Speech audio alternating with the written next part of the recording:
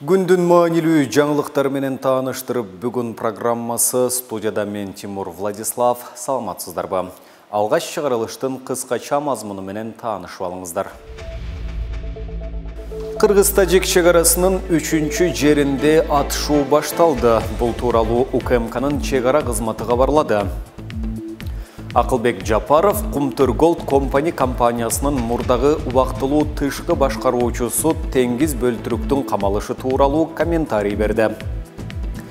Свердлов районунун акиминин орунбасары Руслан Бекназаров экстремисттик материалдарды таратуу фактысы боюнча суракка чакыртылды.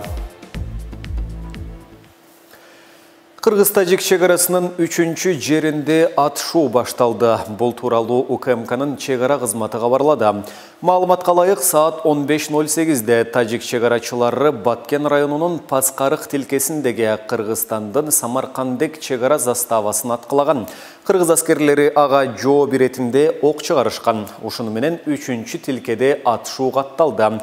Эртең менен бери Булак башы жана Каксай аймактарында атышуу болуп кайра токтогон. Президенттин Баткен облусундагы өкүлү Абдикарим Алимбаев Согди облусунун башчысы Раджаббой Ахмадзоода менен жолукту. Алар күч түзүмдөрү менен биргеликте окуяга атталган Достук айылында чегарадагы кырдаалды жөнгө салуу боюнча сүйлөшүүлөрдү жүргүзүүдө. Министрлер кабинетинин төрагасы Акылбек Жапаров Кумтөр Голд компаниясынын мурдагы убактылуу тышкы башкаруучусу Теңиз Бөлтүрүктүн камалышы тууралуу Азаттыкка учкай комментарий берди. Анда кылмышка шектүү тууралуу акыркы чечимди сот чыгарарын айтты. Анын күнөөлүү же күнөөлүү эместигин сот гана аныктайт. Дагы бир жолу айтып коюшум керек. Башкы прокуратура, Ички иштер министрлиги жана Улуттук коопсуздук комитетинин өкүлдөрүнөн турган жумушчу топ түзүлгөн. Азыр зыян тууралуу эсеп палатасынын алдын ала чыгарган жыйынтыгынын негизинде маалымат берилип жатат. Биз эми мындайлардын далайын башыбыздан өткөргөнбүз. Кумтөр өзүнүн жумушун так аткарып жатат. Бир дагы грамм алтын сыртка кеткен жок. Президент Садыр Нуркожоевич парламентте дагы оппозицияны дагы чакырды. Комиссия түзүп алып келсеңер, алтынды кантип казып алабыз, каякта сактайбыз, кантип сатабыз, баарын аларга көрсөткөнгө макулбуз. Алардын сунуштарды күтүп жатабыз. Фейсбуктан эле биз болобуз деген сөздөрүнөн башка мага сунуштар келелек, деди Жапаров. Башкы прокуратура 13 сентябрда Бөлтүрүк Кумтөрдөгү коррупцияга байланыштуу камалганын билдирген. Свердлов районунун акиминин орунбасары Руслан Бекназаров экстремисттик материалдарды таратуу фактысы боюнча суракка чакыртылды. Бул тууралуу Ички иштер министрлигинин маалымат кызматы билдирди. Тергөө кызматы тарабынан социалдык тармактарда экстремисттик материалдарды таратуу фактысы боюнча кылмыш иши иликтенип жаткандыгы белгиленди. Facebook социалдык тармагында Кыргызстандын аймагында тыюу салынган Хизбут Тахрир Аль-Ислами экстремисттик террористтик уюмунун идеологиясына үндөгөн материалдарды таратып жаткан аккаунт аныкталган. Кылмыш ишинин алкагында 1981 жылы туулган Жаран РБ Ички иштер министрлигинин тергөө кызматына суракка чакыртылды деп айтылат маалыматта. Белгилей кетсек, буга чейин коомдук ишмер экс-башкы прокурор Азимбек Бекназаровдун баласы Руслан Бекназаров кармалгандыгы кабарланган. Ички иштер министрлигинин расмий билдирүүсүндө суракка гана чакыртылгандыгы айтууда. Бүгүн жогорку кеңештин жыйынында Атажурт Кыргызстан фракциясынын депутаты Жеңишбек Токторбаев Кыргызстанды Соорунбай Жээнбековдун ордуна Асылбек Жээнбеков менен Райымбек Матраимов башкарып жаткандыгын айтты. Ал өз сөзүндө башкадагы мурда президенттерге сын пикирин билдирди. Эл өкүлүнүн айтымында алар бийликте турганда бийлик тизгинин жакындарынын колунда болгон.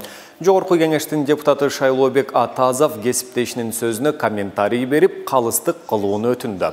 Соорунбай Жээнбековдун ордуна Акылбек Жээнбеков менен Райым Миллион башкарды дедиңиз. Асылбек Жээнбеков келгенде Райым Миллион кызматтан кеткен. Ал бажы кызматынын төрагасынын орунбасары полковник болгон. Ал мамлекетти башкардыбы же мамлекеттин башкаруусуна жардам бергенби? Ал кишини ушул эки дөө урушса ортодо чымын өлөт болуп, Атамбаев менен Жээнбеков бийлик талашып жатып кара пиар кылышты. Райым Миллион башкарбай эле балким жакшыраак текшерип көрүңүздөрчү. Мүмкүн ал мамлекеттин экономикасына жардам берген, деди депутат. Депутат Райымбек Матраимов кызматтан алынгандан кийин Дордой жана Кара Суу базарларында соода солгундап кеткендигин дагы белгиледи.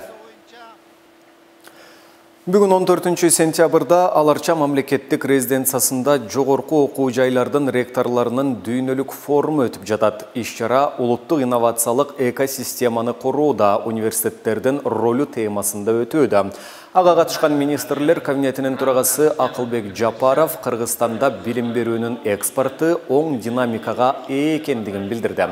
Биздин республикада жергиликтүү жана чет элдик IT адистердин иштөөсү үчүн мыкты шарттар бар. Изилдөө, инновация жана өнүгүү келечекте университеттерди өнүктүрүүнүн негизги багыттары болуп калышы керек. Бул сыяктуу платформаларда биздин илим-билимдин казнасы болгон жогорку окуу жайларда активдүү ролду ойношу керек деп белгиледи ал. Акылбек Жапаровдун маалыматы боюнча Кыргызстандагы жогорку окуу жайларда билим алып жаткан студенттердин 30,5% чет өлкөлүк жарандар. Анын ичинен 44,732 студент коңшу мамлекеттерден, КМШ, Грузия, Балтика өлкөлөрүнөн келген. Алыскы чет өлкөлөрдөн Индия, Пакистан, Кытайдан келген 25,792 студент бар. Студенттердин эң көп бөлүгү Индия, Пакистан жана Өзбекстандан келишет. Алардын басымдуусу медициналык билим берүү программаларында окушат. Бул 3 өлкөнүн студенттеринин жылына орто эсеп менен 4 миллиард 771 миллион 610 миң сом жогорку окуу жайларга түшөт. Энергетика министрлигиндеги айрым кызматкерлер тарабынан жасалган мыйзам бузуулардын натыйжасында мамлекетке 22 миллион сом, ал эми кылмыш иштери боюнча жалпысынан 889 миллион сом зыян келтирилген. Бул тууралуу башкы прокуратуранын маалымат кызматы кабарлады. Пландуу текшерүүнүн жүрүшүндө энергетика министрлигинде жана анын түзүмдүк уюмдарында мыйзамдар, президенттин жарлыктары, коопсуздук кеңешинин чечимдеринин талаптары бузулгандыгы аныкталган.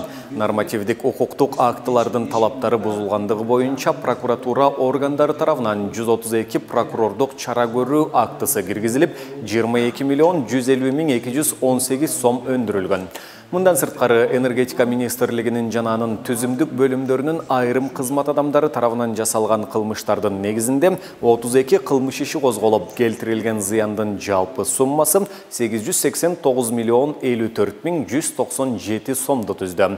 Пландуу текшерүүнүн алкагында энергетика тутумунун кызмат адамдары жана башка мекемелеринин кызматкерлеринин коррупцияга каршы аракеттенүү, эмгек, мамлекеттик сатып алуулар жөнүндө, энергетика жана отун энергетикалык комплекси жөнүндө мыйзамдарынын талаптарын сакталуусу иликтенген. Мына ушуну менен бүгүнкү берүүбүздү жыйынтыктайбыз. Кийинки эфирлерден амандашканча сак саламатта туруңуздар.